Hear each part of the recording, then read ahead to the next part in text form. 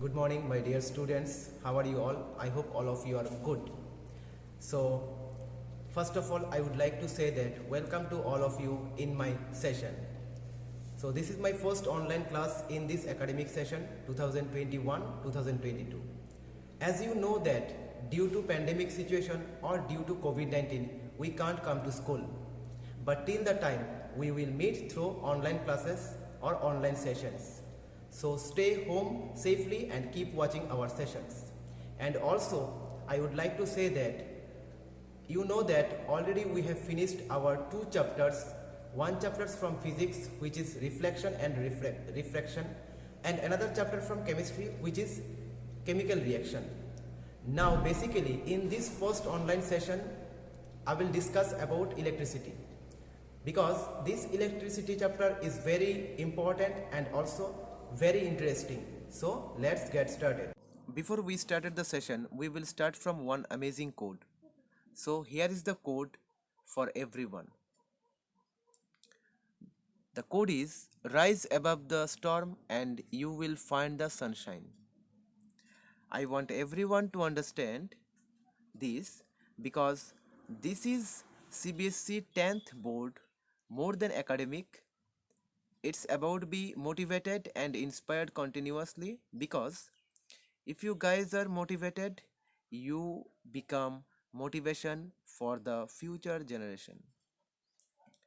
So take this CBSE 10th as a small storm in your life, rise above it, and you will see the sunshine.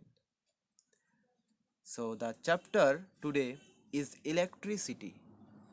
At first, we have to understand that what is electricity? Electricity is nothing but is a form of energy that can be easily changed to other forms. Here is some works done by electricity and the different form of energy. You can see here three picture and there is totally different form of the energy. Now we need to know why do we use electricity for, or we can say what do you use electricity for. We are using electricity for many appliances such as mobile phone, TV, electric fan, AC, motorcycle, or many kinds of vehicles, bulb. Okay, so basically, electricity is a convenient and clean form of energy that is very commonly used in our everyday or day to day lives. Is not it? Yes. So, in this chapter, we have four major topics, and the topic comes out to be electric current, electric potential, Ohm's law and numericals, heating effect of electric current. These are four major parts of electricity. So, today we will start from electric current, right? Can anyone tell me here what is electric current? Anyone has an idea of very basic definition? I am pretty sure that 50% of you students must already know that electric current is the rate of flow of electric charge. In this circuit diagram, you can see the direction of flow of electron and the flow of conventional current. Okay, and both the direction are opposite. Okay, and as we know that electrons are moving from one place to another place, but positive or protons are not. So in this diagram you can see from left side to right side electrons are moving, and flow of conventional currents is totally opposite direction, moving opposite direction. Okay, so now what is electric current? You heard that already. I told you that rate of flow of electric charges is called what? Electric current. Okay, so do understand that we all know that what is conductor and insulator. Everyone have a clear idea about conductor and insulator? I'll tell you.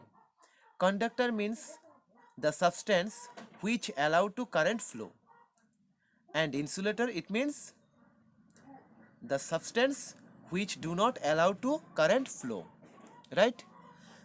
So my question is, why does a conductor conduct electric current whereas an insulator do not? Answer later I will tell you. Before, I'm going to discuss about this. You see the example of one of conductor, another from insulator.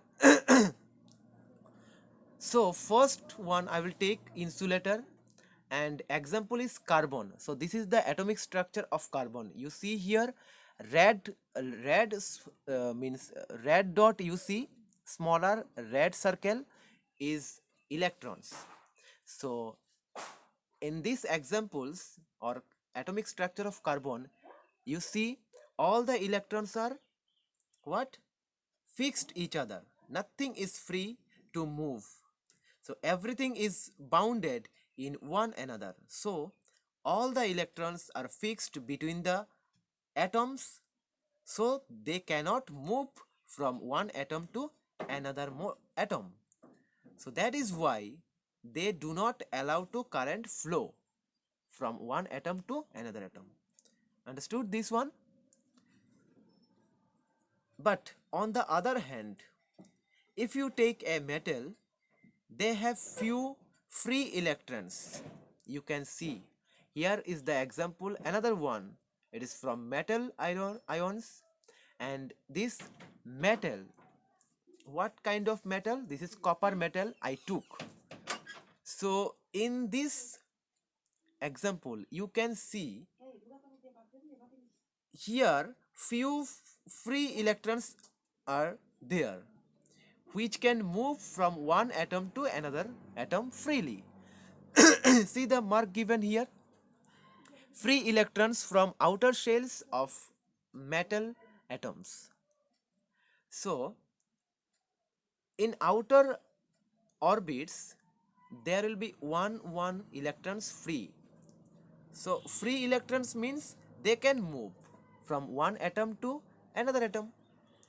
So if electrons are moving, then we can say this substance allow to current flow, is not it? Yes. So these are examples of conductor and insulator. Everyone understood? I hope everyone clear about that matter. So this one already finished, conductor and insulator.